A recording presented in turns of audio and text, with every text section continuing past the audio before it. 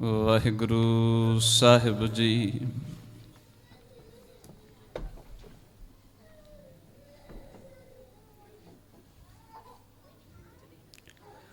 ਹਉ ਆਇਆ ਦੂਰੋਂ ਚੱਲ ਕੇ,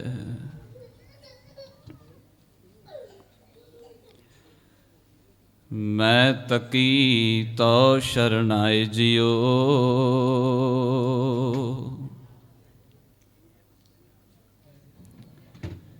ਮੈਂ ਆਸਾ ਰਖੀ ਚਿਤ ਮੈਂ, ਮੇਰਾ ਸਭ ਦੁੱਖ ਗਵਾਏ ਜਿਉ।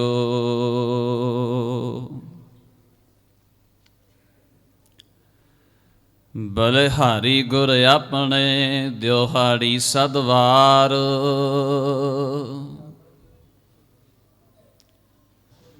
ਜਿਨ ਮਾਨਸ ਤੇ ਦੇਵਤੇ ਕੀਏ, ਕਰਤ ਨ ਲਾਗੀ ਵਾਰ।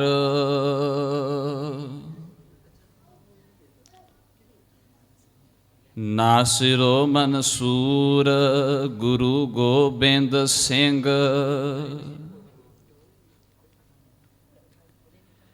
ਈਜ਼ਦੀ ਮਨਜੂਰ ਗੁਰੂ ਗੋਬਿੰਦ ਸਿੰਘ।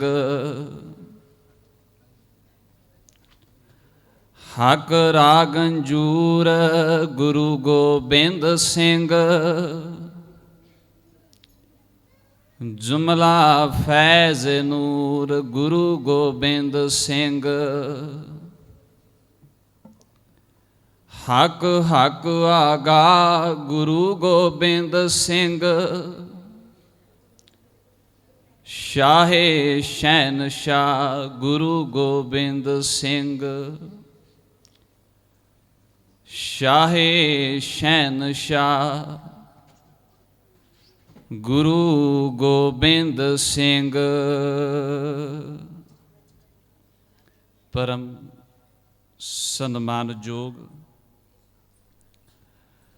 ਚਵਰ ਛਤਰ ਤਖਤ ਦੇ ਮਾਲਕ, ਜੁਗੋ ਜੁਗ ਅਟਲ ਸਤਿਗੁਰੂ ਧੰਨ ਧੰਨ ਗੁਰੂ ਗ੍ਰੰਥ ਸਾਹਿਬ ਮਹਾਰਾਜ, ਤਿਨਾਂ ਦੀ ਮੁਬਾਰਕ ਗੋਦ ਅੰਦਰ ਸੁਭਾਇਮਾਨ ਸਤਿਕਾਰਯੋਗ ਸਾਧ ਸੰਗਤ ਜੀ, ਧੰਨ ਧੰਨ ਸਤਿਗੁਰੂ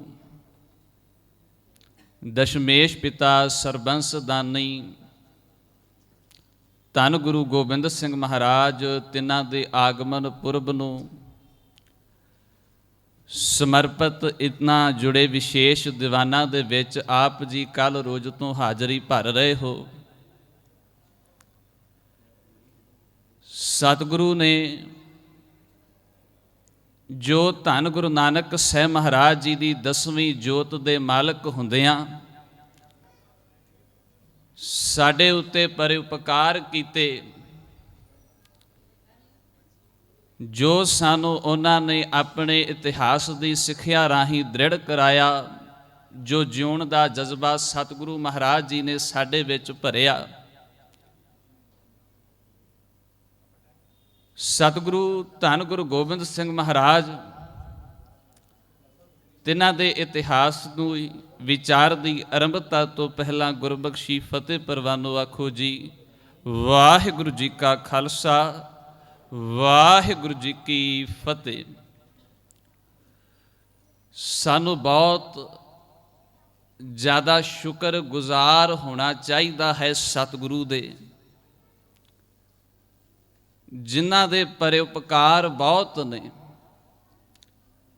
ਪਰ ਉਹਨਾਂ ਪਰਉਪਕਾਰਾਂ ਦੇ ਵਿੱਚੋਂ ਇੱਕ ਪਰਉਪਕਾਰ ਇਹ ਹੈ ਕਿ ਅਸੀਂ ਇੰਨੇ ਸਰੀਰ ਇੱਕ ਆਜ਼ਾਦੀ ਦੀ ਚਿਣਗ ਆਪਣੇ ਹਿਰਦਿਆਂ ਦੇ ਵਿੱਚ ਲੈ ਕਰਕੇ ਆਪਣੇ ਸਿਰਾਂ ਉੱਪਰ ਦਸਤਾਰਾਂ ਸਜਾ ਕਰਕੇ ਸਤਿਗੁਰੂ ਜੀ ਦੀ ਗੋਦ ਅੰਦਰ ਬੈਠੇ ਹਾਂ। ਇਸ ਦਸਤਾਰ ਦੇ ਪਿੱਛੇ ਬਹੁਤ ਵੱਡੀਆਂ ਕੁਰਬਾਨੀਆਂ ਸਾਡੇ ਗੁਰੂ ਪਿਤਾ ਨੇ ਦਿੱਤੀਆਂ ਨੇ। ਸਾਨੂੰ ਇੱਦਾਂ ਬਿਠਾਉਣ ਦੇ ਲਈ ਬਹੁਤ ਕੁਝ ਕੁਰਬਾਨ ਮੇਰੇ ਦਾਤੇ ਨੇ ਕੀਤਾ ਹੈ।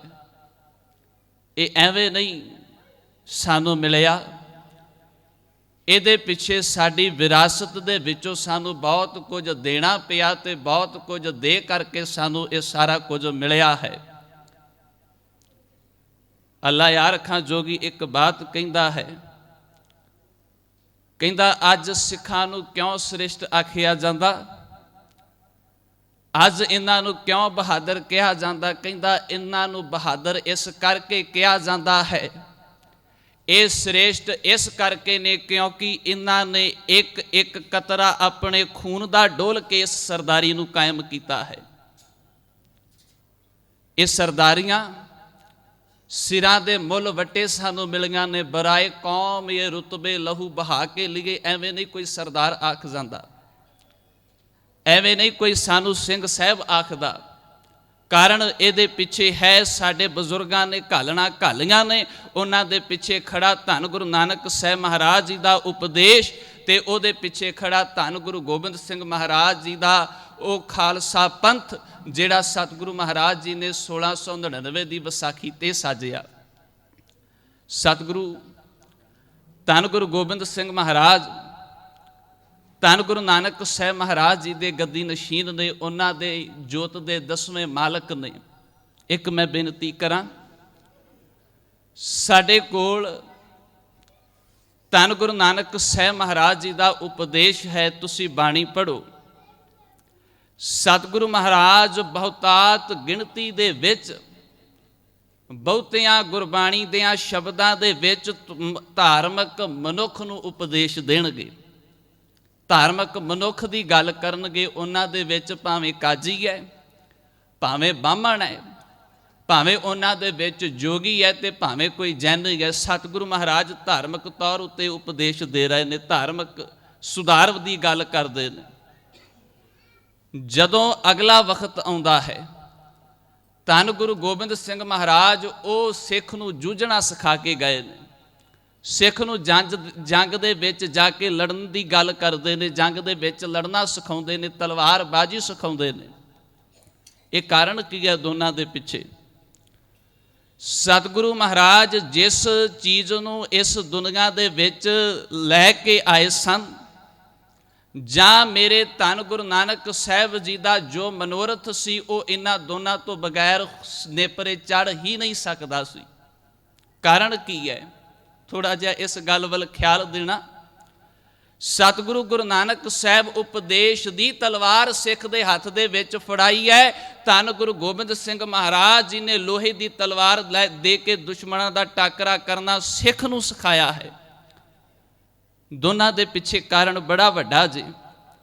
ਗੁਰੂ ਨਾਨਕ ਸਾਹਿਬ ਨੇ ਦੇਖਿਆ ਦੁਨੀਆ ਦੇ ਵਿੱਚ ਨਾ ਤੇ ਰਾਜਨੀਤੀ ਸਹੀ ਤੌਰ ਉੱਪਰ ਤੁਰ ਰਹੀ ਹੈ, ਧੰਨ ਗੁਰੂ ਨਾਨਕ ਸਾਹਿਬ ਨੇ ਦੇਖਿਆ ਨਾ ਦੁਨੀਆ ਦੇ ਵਿੱਚ ਧਾਰਮਿਕ ਅਦਾਰੇ ਹੀ ਸਹੀ ਕੰਮ ਕਰ ਰਹੇ ਨੇ।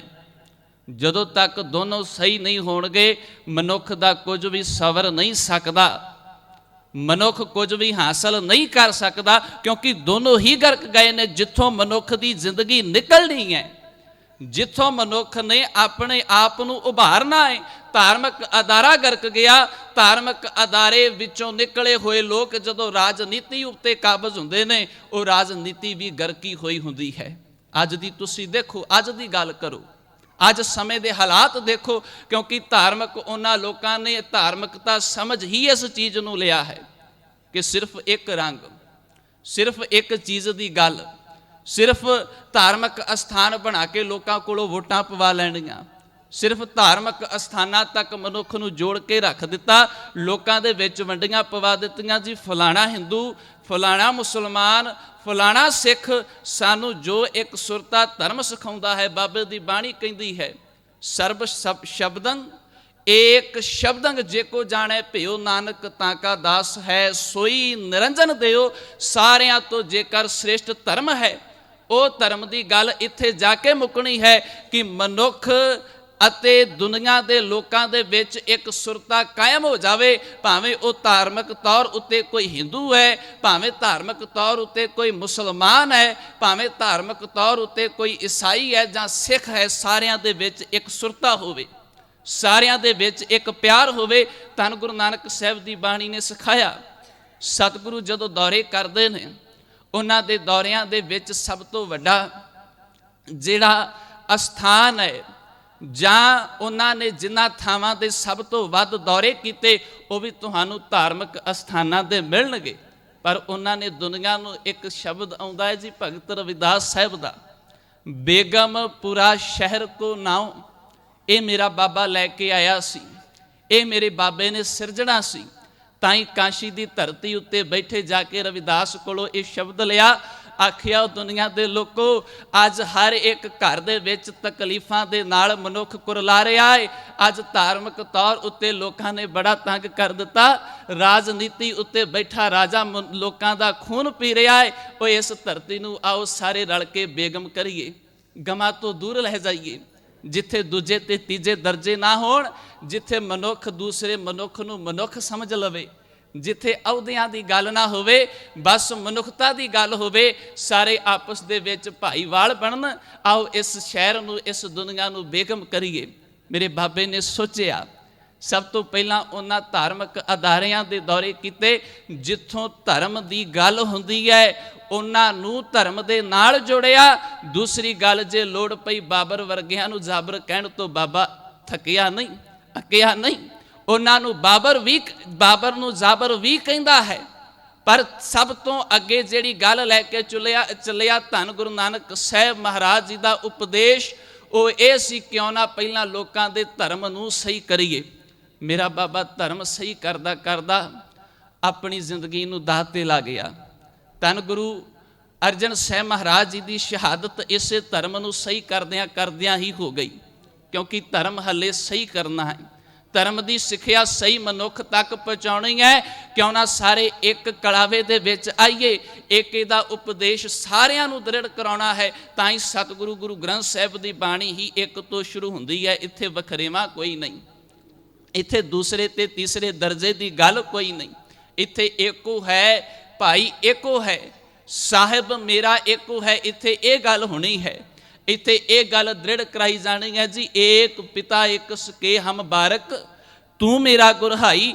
ਅਸੀਂ ਸਾਰੇ ਆਪਸ ਦੇ ਵਿੱਚ ਗੁਰੂ ਭਰਾ ਬੈਠੇ ਹੋਏ ਆਪਣੇ ਦਾਤੇ ਦੀ ਹਜ਼ੂਰੀ ਦੇ ਵਿੱਚ, ਉਹ ਸਾਡਾ ਇੱਕੋ ਦਾਤਾ ਮਾਲਕ। ਜਾਂ ਕਬੀਰ ਸਾਹਿਬ ਇੱਥੇ ਹਲੂਣਾ ਦੇ ਕੇ ਇੱਕ ਗੱਲ ਆਖਣਗੇ, ਅਵਲ ਅੱਲਾ ਨੂਰ ਉਪਾਇਆ, ਕੁਦਰਤ ਕੇ ਸਭ ਬੰਦੇ, ਏਕ ਨੂਰ ਤੇ ਸਭ ਜਗ ਉਪਜਿਆ, ਕੌਣ ਭਲੇ ਕੋ ਮੰਦੇ। ਭਲਿਆ ਇੱਕ ਨੂਰ ਹੈ। ਇੱਥੇ ਵਖਰੇਵੇਂ ਲੈ ਕੇ ਨਾ ਆਈ, ਇੱਥੇ ਵੰਡੀਆਂ ਨਾ ਪਾਈ।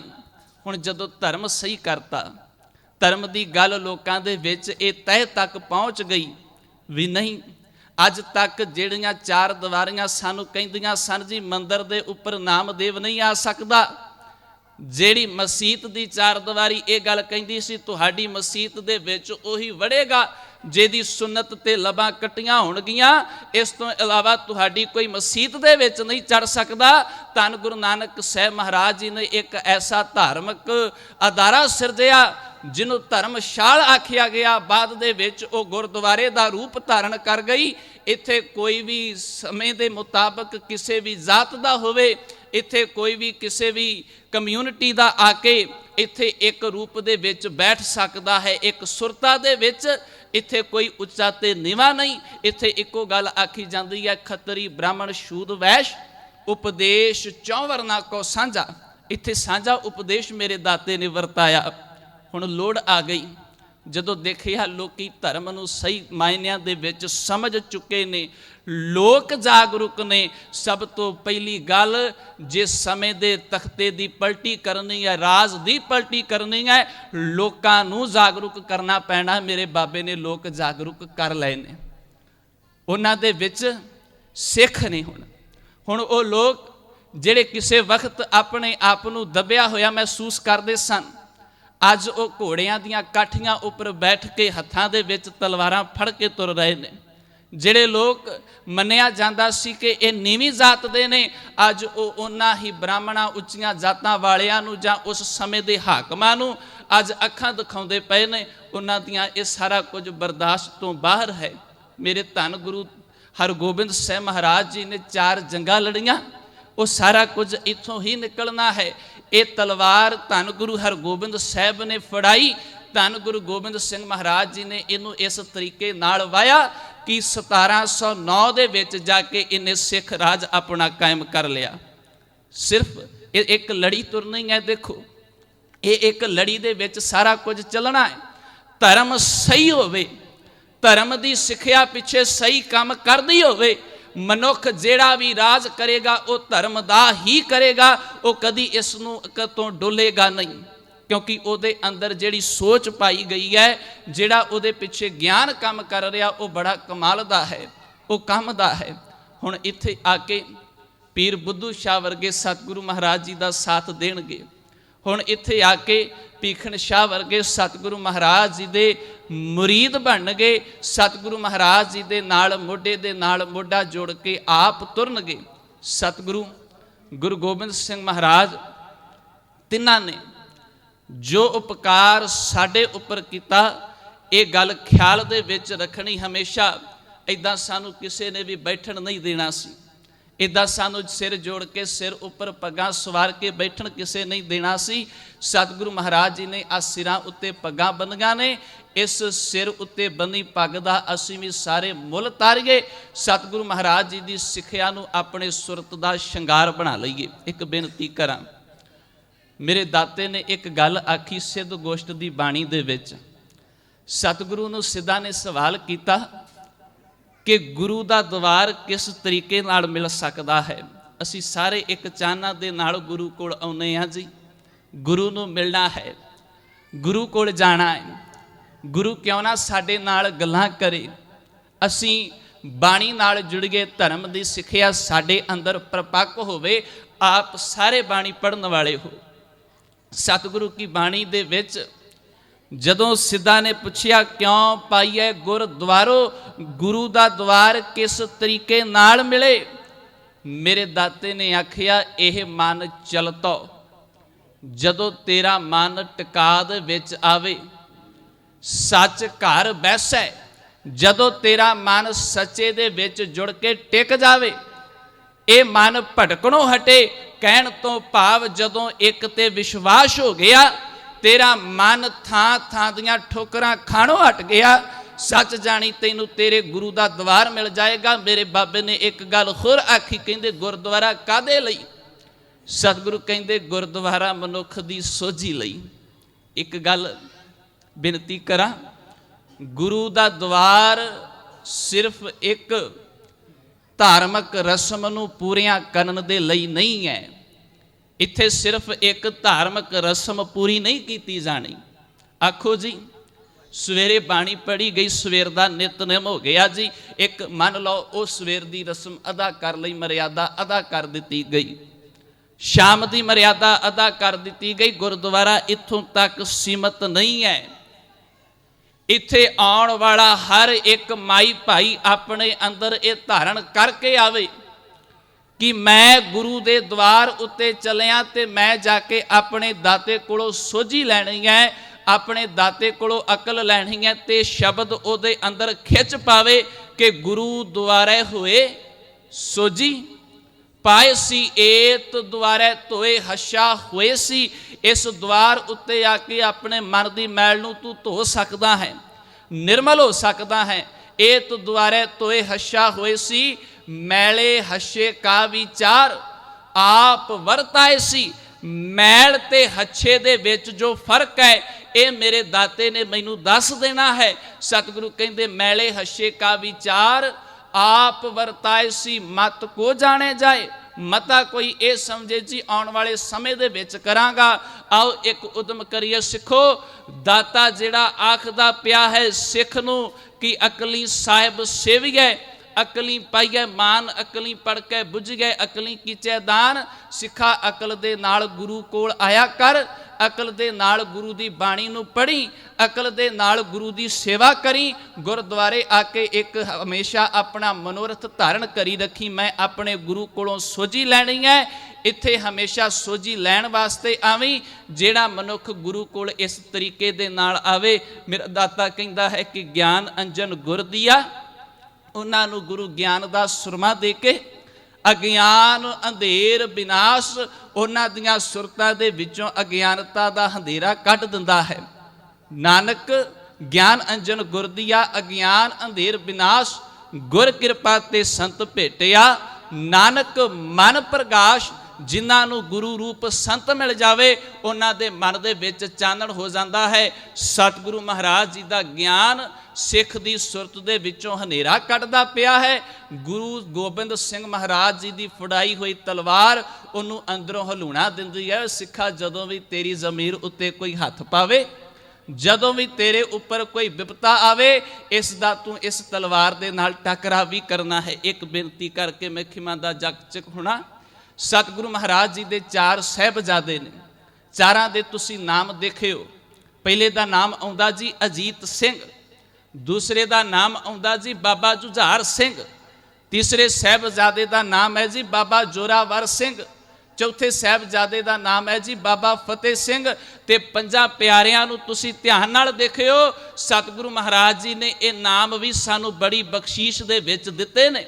ਜੇ ਗੁਰੂ ਗੋਬਿੰਦ ਸਿੰਘ ਮਹਾਰਾਜ ਜੀ ਨੂੰ ਦੇਖਣਾ ਹੈ, ਉਹਨਾਂ ਸਾਹਿਬਜ਼ਾਦਿਆਂ ਨੂੰ ਦੇਖਿਓ, ਉਹਨਾਂ ਦੇ ਨਾਮਾਂ ਵੱਲ ਨੂੰ ਵੇਖਿਓ, ਤੁਹਾਨੂੰ ਗੁਰੂ ਗੋਬਿੰਦ ਸਿੰਘ ਮਹਾਰਾਜ ਜੀ ਦੇ ਦਿਦਾਰੇ ਉਹਨਾਂ ਦੇ ਨਾਮਾਂ ਦੇ ਵਿੱਚੋਂ ਵੀ ਹੋ ਜਾਣਗੇ।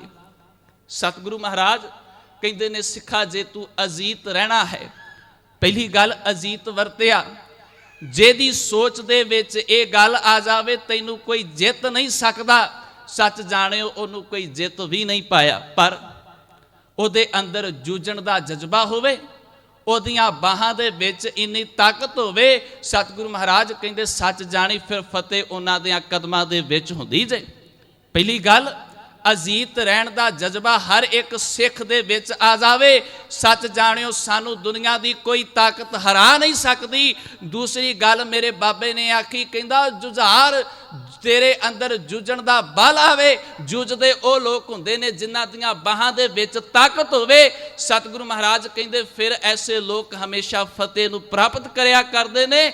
ਜੇਕਰ ਤੂੰ ਧਰਮ ਦੇ ਰਸਤੇ ਉੱਤਰ ਤੁਰਨਾ ਹੈ, ਪਹਿਲੀ ਗੱਲ ਤੇਰੇ ਕੋਲ ਦਇਆ ਹੋਣੀ ਚਾਹੀਦੀ ਹੈ। ਫਿਰ ਤੇਰੇ ਅੰਦਰ ਧਰਮ ਦਾ ਜਜ਼ਬਾ ਪੈਦਾ ਹੋ ਸਕਦਾ ਹੈ। ਜੇ ਦਇਆ ਤੋਂ ਸਖਣਾ ਧਰਮ ਕਮਾਏਗਾ, ਲੋਕਾਂ ਦੇ ਗਲੇ ਘੁੱਟਣ ਤੱਕ ਚਲੇ ਜਾਏਗਾ। ਔਰੰਗਜ਼ੇਬ ਐਸਾ ਹੀ ਧਰਮ ਕਮਾਉਂਦਾ ਰਿਹਾ। ਉਹ ਲੋਕਾਂ ਨੂੰ ਮਾਰਦਾ, ਕੁੱਟਦਾ, ਉਹਨਾਂ ਦੇ ਜੰਝੂ ਲਾ ਲਾ ਕੇ ਫਿਰ ਰੋਟੀਆਂ ਖਾਂਦਾ, ਫਿਰ ਪ੍ਰਸ਼ਾਦਾ ਪਾਣੀ ਛਕਦਾ। ਇਹੋ ਜਿਹਾ ਧਰਮ ਨਹੀਂ ਚਾਹੀਦਾ। ਸਤਿਗੁਰੂ ਕਹਿੰਦੇ ਪਹਿਲਾਂ ਤੇਰੇ ਕੋਲ ਦਇਆ ਹੋਵੇ, ਦਇਆ ਹੀ ਧਰਮ ਦੀ ਗੱਲ ਕਰ ਸਕਦੀ ਹੈ। ਫਿਰ ਸਤਿਗੁਰੂ ਮਹਾਰਾਜ ਕਹਿੰਦੇ ਜਿਹਨੇ ਧਰਮੀ ਬਣਨਾ ਹੋਏ ਉਹਦੇ ਅੰਦਰ ਹਿੰਮਤ ਵੀ ਹੋਣੀ ਚਾਹੀਦੀ ਹੈ। ਹਿੰਮਤ ਤੋਂ ਸਖਣਾ ਮਨੁੱਖ ਧਰਮ ਨਹੀਂ ਕਮਾ ਸਕਦਾ। ਮੋਕਮ ਦੀ ਗੱਲ ਆਈ, ਸਤਿਗੁਰੂ ਕਹਿੰਦੇ ਸਿੱਖ ਢੀਲਾ ਹੋਵੇ, ਆਪਣੀ ਹੱਠ ਉੱਤੇ ਪੱਕਾ ਹੋਵੇ, ਕਿਉਂਕਿ ਇਹ ਧਰਮੀ ਹੈ, ਇਹ ਦਇਆ ਦਾ ਧਾਰਨੀ ਹੈ, ਇਹਦੇ ਅੰਦਰ ਹਿੰਮਤ ਹੈ। ਫਿਰ ਸਤਿਗੁਰੂ ਮਹਾਰਾਜ ਕਹਿੰਦੇ ਫਿਰ ਸਾਹਿਬ ਦੀ ਗੱਲ ਹੋਣੀ ਹੈ, ਫਿਰ ਰੱਬ ਦੀ ਗੱਲ ਹੈ। ਫਤਿਹ ਚਾਹੀਦੀ ਹੈ, ਤੇਰੇ ਅੰਦਰ ਅਜੀਤ ਰਹਿਣ ਦਾ ਜਜ਼ਬਾ ਆਵੇ। ਜੇ ਤੂੰ ਸਾਹਿਬ ਨੂੰ ਮਿਲਣਾ ਹੈ, ਦਇਆ ਦਾ ਧਾਰਨੀ ਹੋ ਕੇ, ਧਰਮ ਦੇ ਰਸਤੇ ਉੱਤੇ ਤੁਰ ਕੇ, ਹਿੰਮਤ ਦਾ ਧਾਰਨੀ ਹੋ ਕੇ ਉਸ ਮਾਲਕ ਨੂੰ ਮਿਲ ਸਕਦਾ ਹੈ। ਸਤਿਗੁਰੂ ਰਹਿਮਤ ਕਰਨ, ਵਿਚਾਰ ਸਾਡੇ ਜੀਵਨ ਦਾ ਆਧਾਰ ਬਣੇ। ਹੋਈਆਂ ਬੇਅੰਤ ਭੁੱਲਾਂ ਦੀ ਖਿਮਾ, ਫਤਿਹ ਪ੍ਰਵਾਨੋ ਆਖੋ ਜੀ। ਵਾਹਿਗੁਰੂ ਜੀ ਕਾ ਖਾਲਸਾ, ਵਾਹਿਗੁਰੂ ਜੀ ਕੀ ਫਤਿਹ।